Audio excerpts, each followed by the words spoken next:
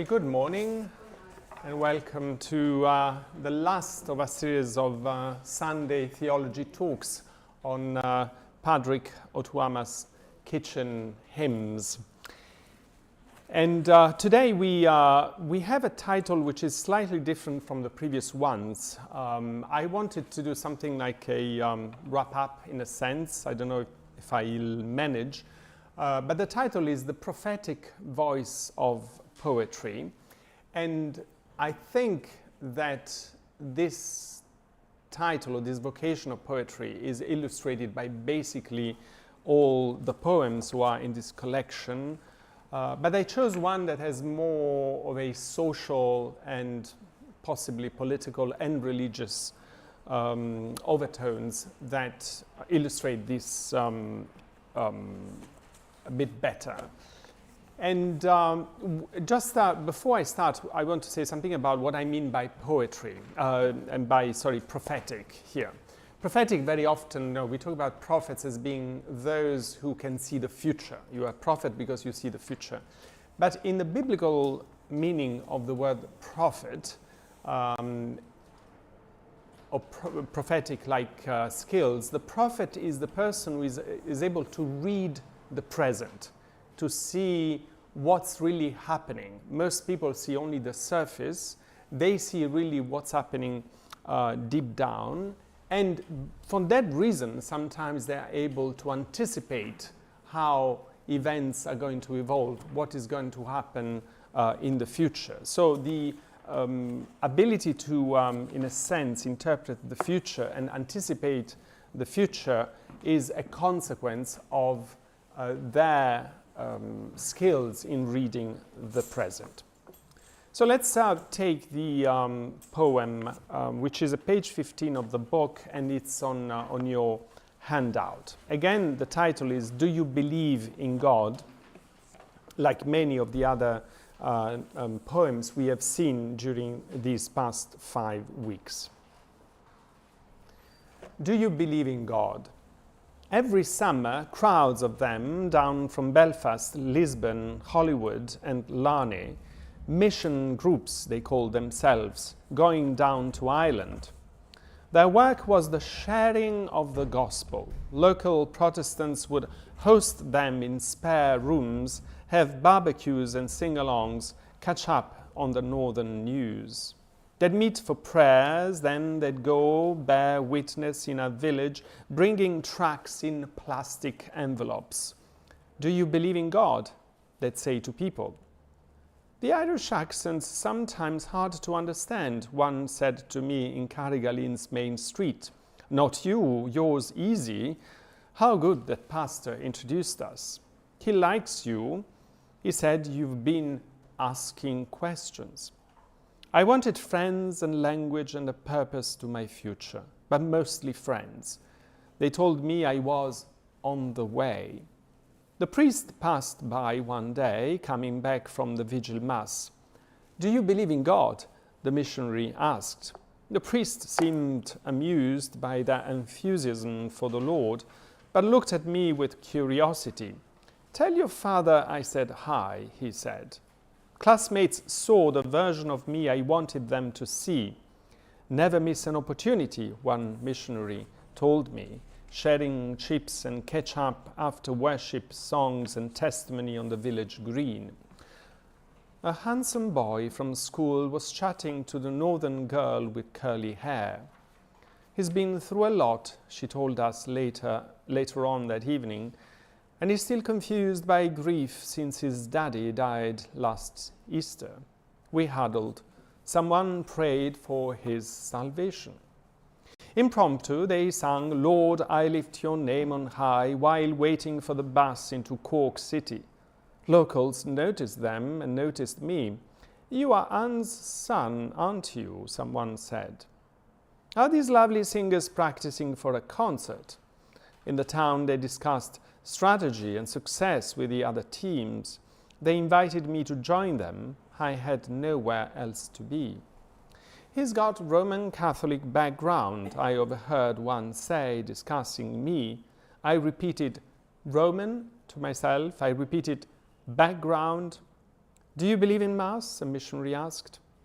The question seemed like asking me if I believed in toast or tea or beatings, plain facts. "Are you asking if I like it?" I asked. "Oh, he doesn't understand," she said, looking straight through me. When they were gone, the streets were like they'd been before, lonely, known. I walked the long way home from Mass, hoping for a greeting from anyone I recognized.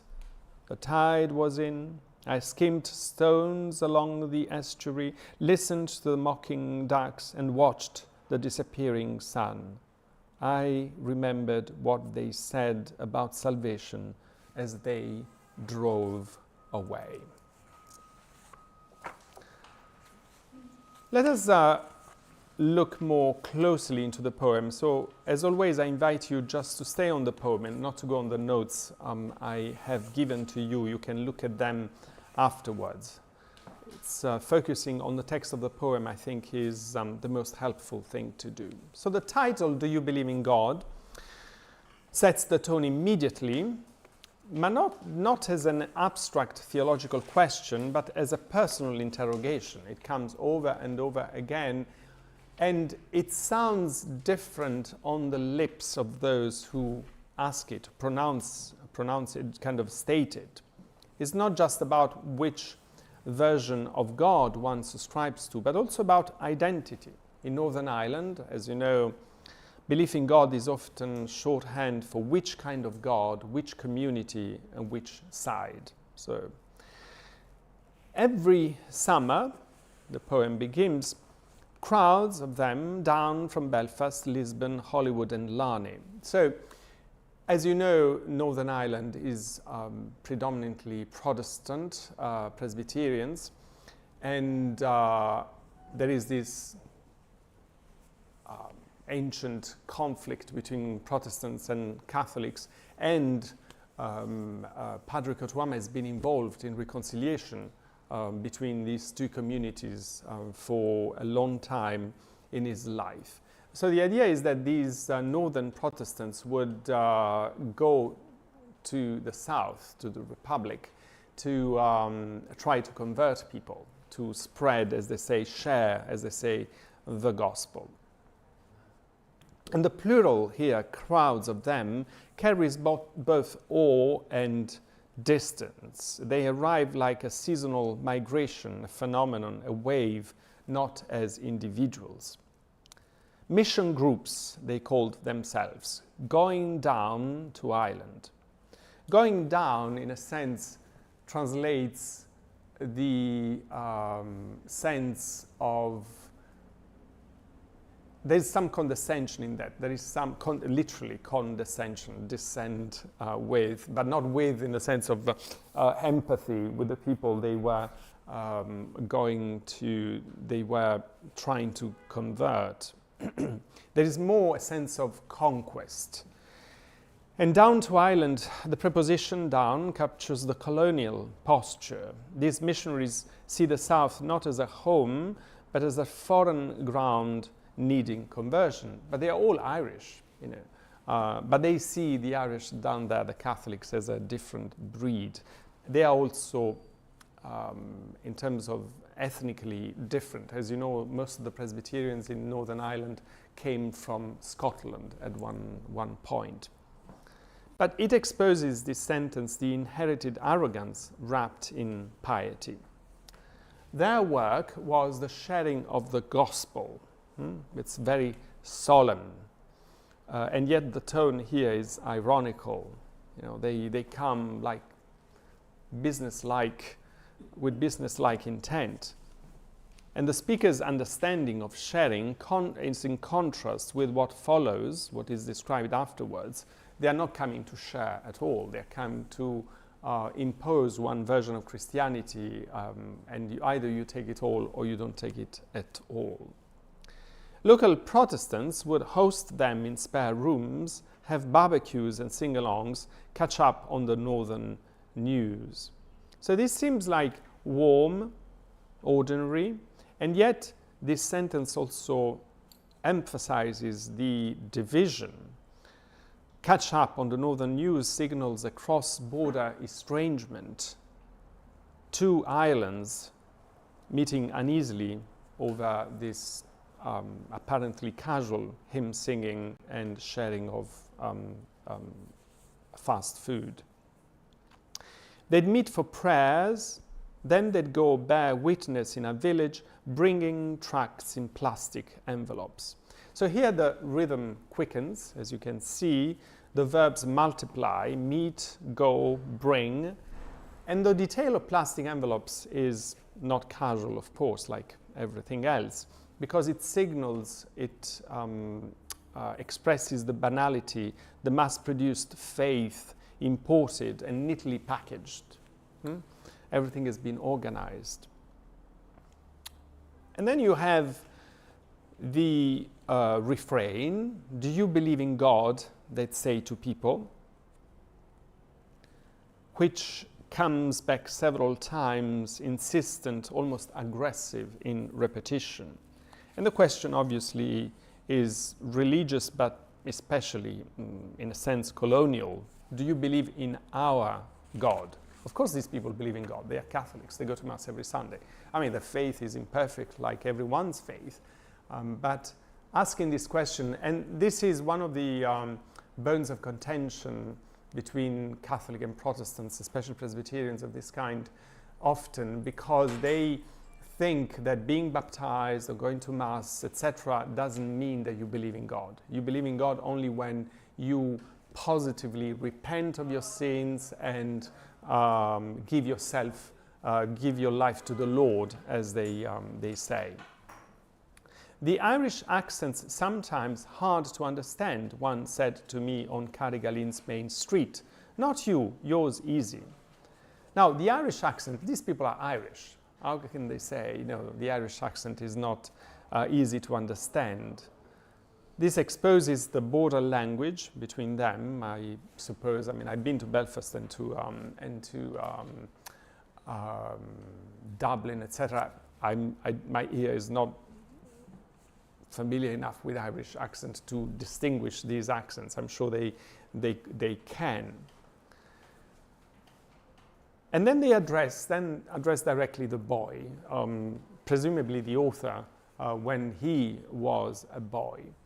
And you can see already the subtle manipulation starting. Everyone is kind of strange, or everyone is uncouth, everyone is not good enough except you. So you try to please someone in order to get her or his attention. Not you. You are easy. So the boy's vulnerability is acknowledged, almost exposed, then exploited. They saw immediately that this boy was needy, in a sense. How good that pastor introduced us. He likes you. Again, you see, he likes you. He said you've been asking questions. You see the capital letters in asking questions? So the capitalization suggests that the questions are not seen as requests for information, but a sign of calling, the beginning of conversion. They have a script, and I'll mention the script several times. A bit like the Witness of Jehovah. I don't know if you ever encountered them. I had many, many encounters of them, of Mormons. They are instructed to with tricks, in a sense. You have to say that sentence. If they say this, you have to reply in this way. And if you go off script, they just leave. If you see that they see that you are more challenging than the average, they are not equipped to deal with you, and they leave. Okay, so the script is really one characteristic of this form of almost colonial or proselytizing. So asking questions is not a request for information, but sign of a calling, the beginning of a conversion in their understanding of conversion. The speaker's hunger for meaning is something they want to control. Here we have the voice of the boy, presumably the poet, I wanted friends and language and a purpose to my future, but mostly friends.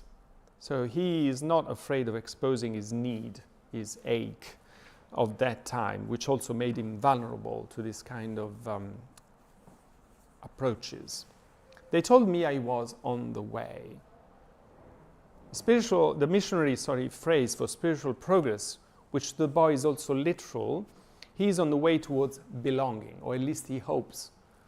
He is someone, we'll discover later in the poem, who feels a very strong sense of alienation, presumably because, if this reflects the author's own feelings, because he was gay, he felt really in an intensely homophobic and small community, he felt marginalized, he felt different, so he struggled with belonging. But it is not the only explanation. This can be applied to every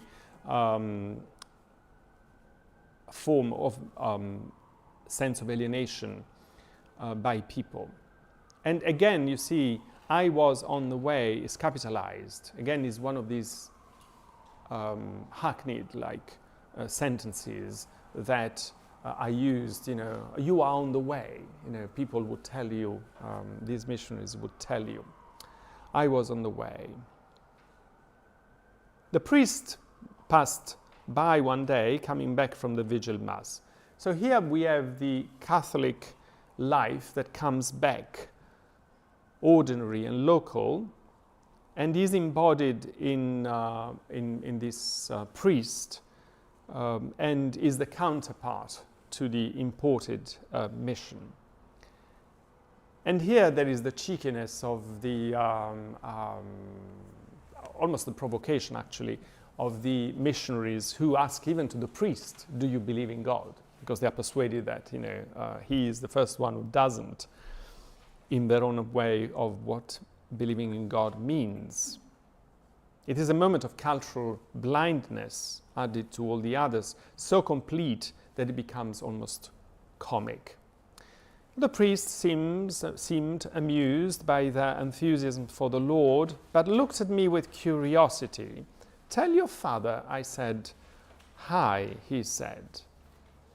So here we see two worlds that don't speak to each other. So the priest doesn't even reply to the question, but he notices the boy, and saying, tell your father, I said hi, is almost a way of reclaiming him, or saying to him, what are you doing with these people?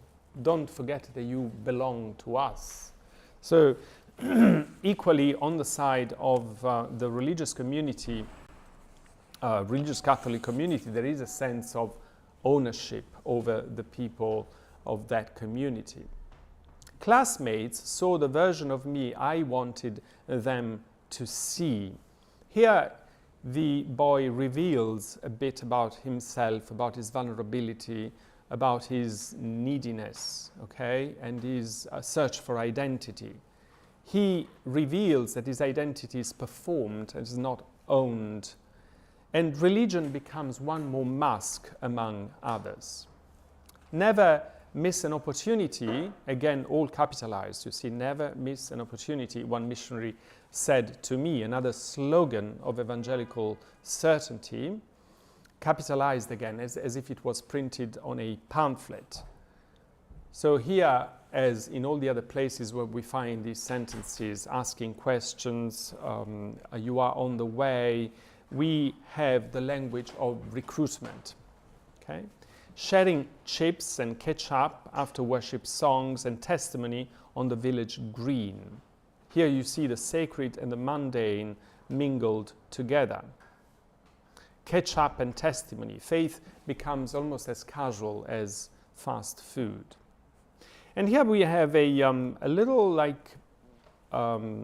opening moment when we find this sentence, a handsome boy from school was chatting to the northern girl with curly hair. So desire here enters quietly, and unease as well at his own sexuality. The adolescent longing humanizes the scene And you see that belief and sexuality are entangled, both confusing and advancing their claims. So he wants to find a way of protecting himself against this disordered and sinful thing he has, or is told he has in himself, and yet he cannot help noticing the handsome boy. He's been through a lot, she told us later that evening, presumably the girl with curly hair, and he's still confused by grief since his daddy died last Easter. So there is a sense in which the missionary seems to be compassionate, but this compassion is filtered through the language of testimony, of proselytism. Confused by grief, he really doesn't react to our invitations as he should because he's confused. So these are cliches of proselytizing storytelling that filter pain through, again, a script. We huddled, someone prayed for his salvation. So salvation here is seen as a panacea. Whatever problem you have, let yourself to be saved by Jesus Christ and your toothache is going to go away. Impromptu, they sang, Lord, I lift your name on high, while waiting for the bus into Cork City. Impromptu here evokes youthful enthusiasm, but also cultural dissonance. This American worship hymn, Lord, I lift your name on high, is somehow at odds with, an evening in Cork in Ireland. You see that even the models of proselytism are imported from America, as often happens. Locals noticed them and noticed me. Again, we have a sentence like the priest who said, say hi to your daddy. Here the locals say to him, you are Anne's son, aren't you? Someone said. Again, claiming him. You say, what are you doing with these people? You belong to here. You belong to us. So both sides claim him, treat him a bit as a thing rather than a person with his own will and his own desires. Are these lovely singers practicing for a concert? So here we have the mockery of the locals towards the missionaries by treating them as entertainers. They know very well that they are not practicing for a concert there. And humor here comes as a way of dealing with painful divisions people have become accustomed to. So they notice them, they are not even bothered by them. They are part of the cycle of seasons. They come down from time to time. They do their show. Probably they are not very successful because conversion means alienation from one's community. It's a bit like for Muslims become Christians nowadays still. So there is very little chance that people will convert to their denomination. But they do it, out of sense of duty. They do it, out of not because they are really even interested in the community, in the people, in their well-being, but just because that's what their convictions, their religion dictates. In the town, they discussed strategy and success with the other teams. They invited me to join them, and I had nowhere else to be.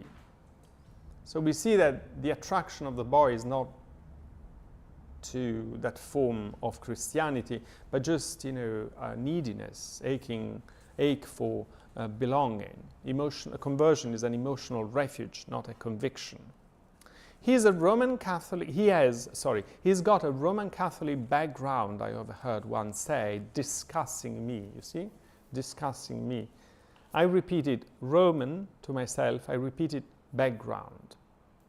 So you see, they put him into a box, they discuss him.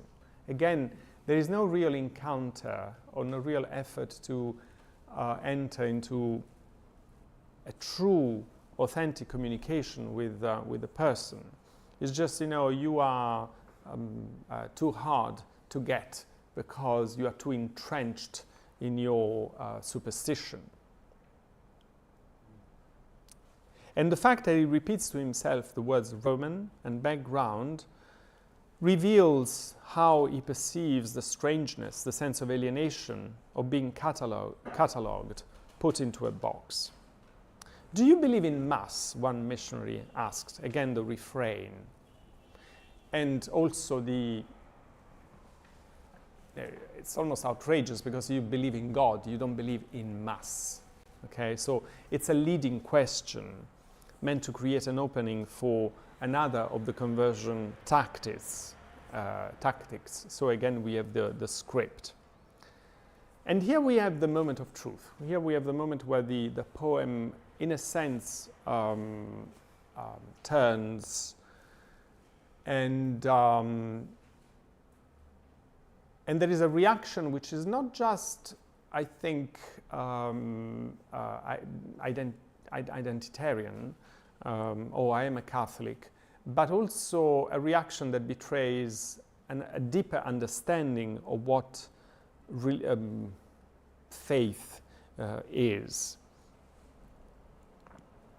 The question, he says, the boy says, the poet says, seemed like asking if I believed in a toast or tea or beatings, plain facts. By connecting the spiritual to the everyday and the violent, the violent is undeniable. When you are beaten, you know that you are beaten. Nobody asks you to believe in beating. No, I don't need to believe in it because I've been hit and I'm in pain.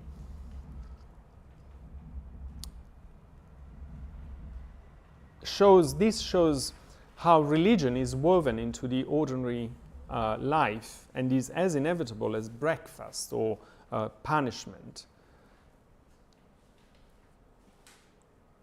And the reply of the boy throws a spanner in the wheels, blocks, if you want, all this script, all this strategy. And it's so easy. He simply replies, are you asking if I like it? Which would be much more correct as a question, not do you believe in Mass? I mean, do you like Mass, or do you think Mass is the right form of worship of God? That's a different kind of question. Are you asking if I like it? So the boy's reply cuts through dogma with innocence and wit. It is a truer question than do you believe in Mass? And immediately you see the disconnection. Okay, you cannot be saved. We are not interested in you anymore. And this betrays the fact that he had not been interested in him as a person from the beginning. He doesn't understand, she said, looking straight through me. You see how cruel this sentence is, looking straight through you. How there's nothing worse than someone looks through you. You become invisible. You become irrelevant. And it's a form of punishment. Okay, you don't want to side with me, well, you don't exist anymore for me. You see how strong this, in a simple sentence, looking straight through me. The missionary's condescension treats the unwelcome answer as ignorance. There is only one correct answer, and it was not the one the boy gave. When they were gone, the streets, and here we have something we have seen often in other poems by him. So he uses plain language most of the time, and at one point he becomes more lyrical, and he appeals to nature to express his feelings, his state of mind and of heart. When they were gone, the streets were like they'd been before, lonely, known. They disappeared just as abruptly as they had appeared, leaving no trace, because their, the kind of presence was so superficial. Lonely, known. The two adjectives encapsulate the experience of home for the boy and the poet. Both comfort is my home, and yet at the same time desolation, alienation. I walked the long way from Mass, hoping for a greeting from anyone I recognized. He is thrown back to his familiar religious world, which denies him belonging. So he was hoping for belonging there because he didn't feel that he belonged in the world he was part of. And the long walk, I walked the long way home, symbolizes his spiritual exile, sense of exile. And here you have, the nature. The tide was in. I skimmed stones along the estuary, listening to the mocking ducks, and watched the disappearing sun. He lets himself, the boy, to be reclaimed by the landscape and found some consolation in it. Nature offers a more authentic form of grace, which is elemental, cyclical, and non-judgmental. I remembered what they said about salvation as they drove away.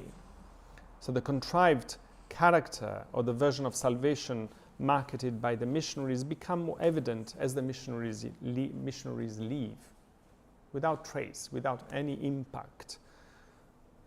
They cannot honor that promise of belonging. They do not remain. And this discredits the version of faith they were announcing.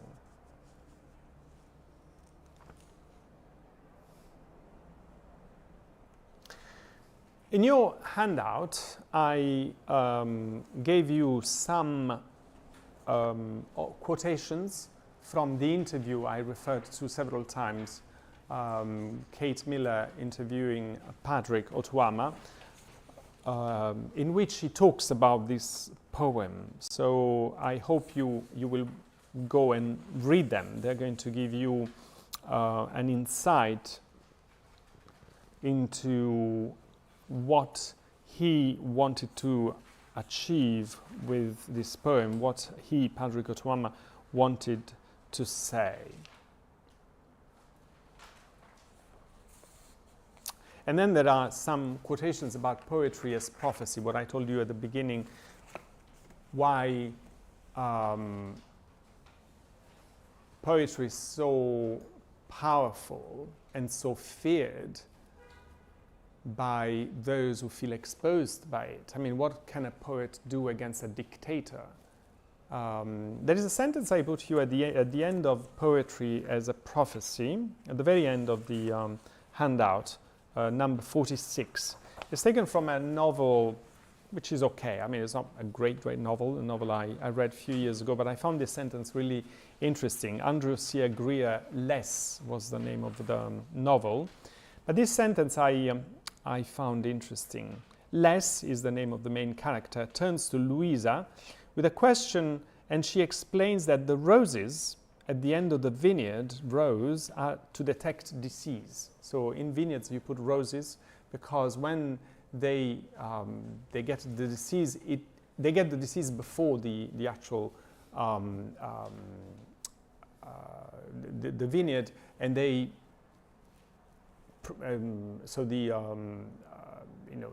farmer has time to do something against it. She shakes her finger and says, the roses will be taken first, like a bird. What is the bird? A canary in a coal mine. The canary in the coal mine was kept because they detected the poisonous gas immediately, and they would die first. So if the canary dies, the miners know that they have to fly away as soon as possible because the poisonous gas is coming from them too. Sì, esatto, she replies, she's Italian. Or like a poet in Latin American countries, Les offers. The new regime always kills them first. It's really the power of poetry to awake the consciousness of people. Words are very, very powerful. So I'm going to read the poem again, and then we'll have a few minutes for reactions. Do you believe in God? Every summer, crowds of them down from Belfast, Lisbon, Hollywood, and Larne, mission groups, they call themselves, going down to Ireland. Their work was the sharing of the gospel. Local Protestants would host them in spare rooms, have barbecues and sing-alongs, catch up on the northern news. They'd meet for prayers, then they'd go bear witness in a village, bringing tracts in plastic envelopes. "Do you believe in God?" they'd say to people. "The Irish accent's sometimes hard to understand," one said to me in Carrigalin's main street. "Not you, you are easy. How good that pastor introduced us. He likes you. He said you've been asking questions." I wanted friends and language and a purpose to my future, but mostly friends. They told me I was on the way. The priest passed by one day, coming back from the vigil mass. "Do you believe in God?" the missionary asked. The priest seemed amused by their enthusiasm for the Lord, but looked at me with curiosity. "Tell your father I said hi," he said. Classmates saw the version of me I wanted them to see. "Never miss an opportunity," one missionary told me, sharing chips and ketchup after worship songs and testimony on the village green. A handsome boy from school was chatting to the northern girl with curly hair. "He's been through a lot," she told us later on that evening, "and he's still confused by grief since his daddy died last Easter." We huddled. Someone prayed for his salvation. Impromptu they sang, "Lord, I lift your name on high," while waiting for the bus into Cork's city. Locals noticed them and noticed me. "You are Anne's son, aren't you?" someone said. "Are these lovely singers practicing for a concert?" In the town, they discussed strategy and success with the other teams. They invited me to join them. I had nowhere else to be. "He's got Roman Catholic background," I overheard one say, discussing me. I repeated, "Roman?" to myself. I repeated, "Background?" "Do you believe in Mass?" a missionary asked. The question seemed like asking me if I believed in toast or tea or beatings. Plain facts. "Are you asking if I like it?" I asked. "He doesn't understand," she said, looking straight through me. When they were gone, the streets were like they'd been before, lonely, known. I walked the long way home from Mass, hoping for a greeting from anyone I recognized. The tide was in. I skipped stones along the estuary, listened to the mocking ducks, and watched the disappearing sun. I remembered what they said about salvation as they drove away.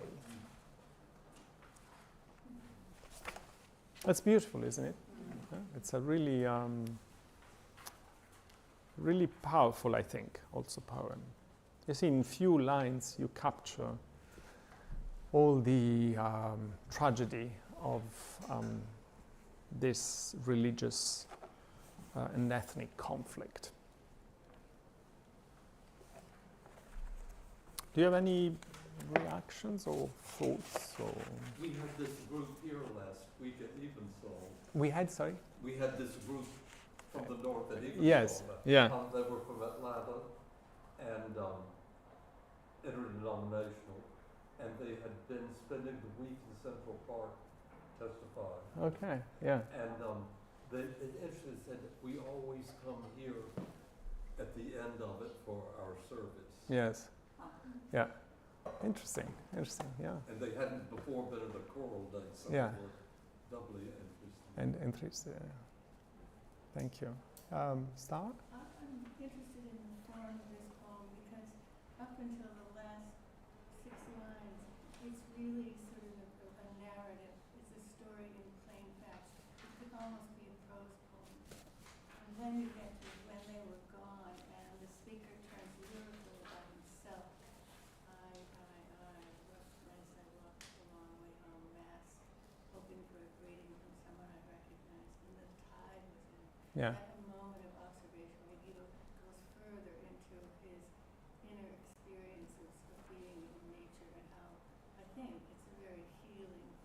Yes. And then at the very end, he goes back to that very plain fact sentence, just to show us how important it was in terms of observing how these differences occur. I remembered what they said about salvation as they drove away. The texture of that is just completely different than those six. Yes. those six Yes. sentences. Beautifully Absolutely. done. Yeah. Yeah. Because it takes us into the same emotional states as a narrative and then a lyric. And there is also a sense of, I don't know, I suppose abandonment. They drove away. It finishes with them driving away. Hopelessness about the possibility of belonging, because he had put some hope in them, and they betrayed his expectations.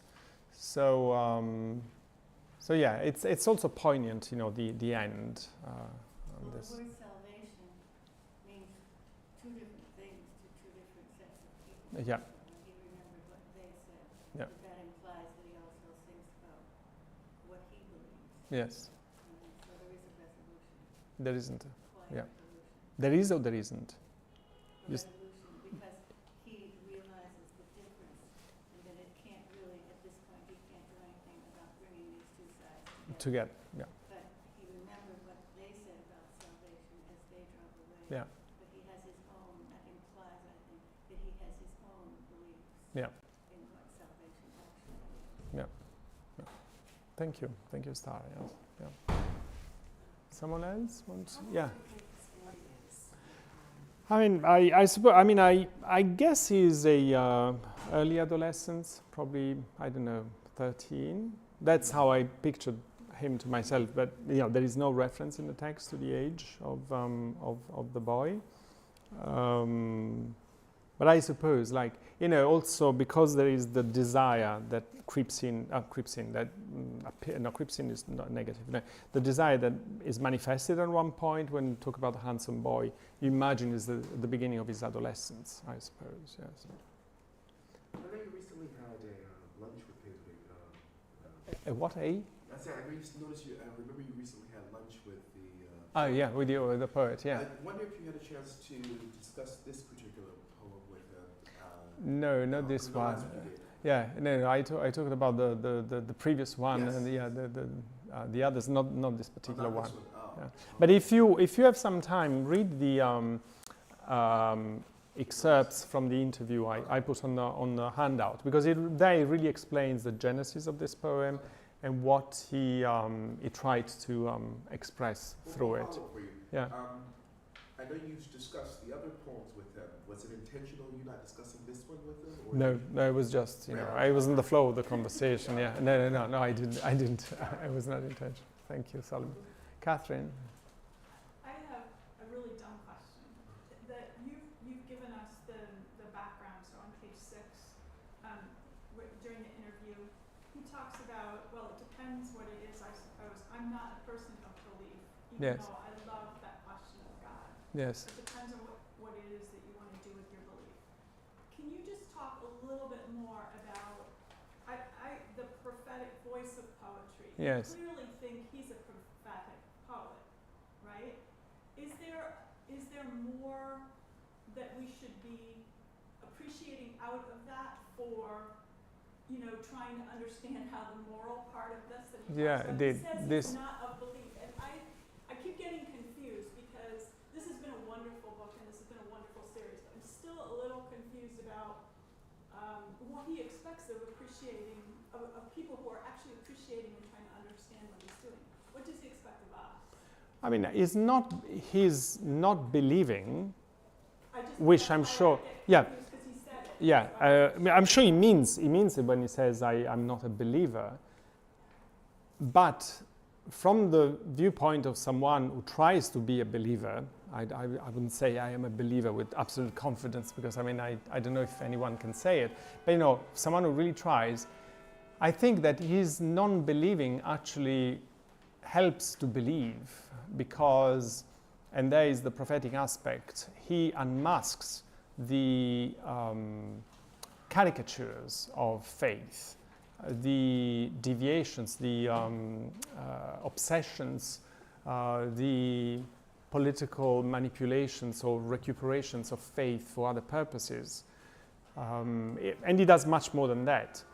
But I think that very often people who do say they do not believe in God, they are criticizing aspects of faith, religion, church, institution that needs criticism, and they see them more clearly than the people from inside, because we are too much in it to have that clairvoyance, hence the prophecy, the prophetic aspect. I think, I'm pretty sure he would never say of himself he's a prophet.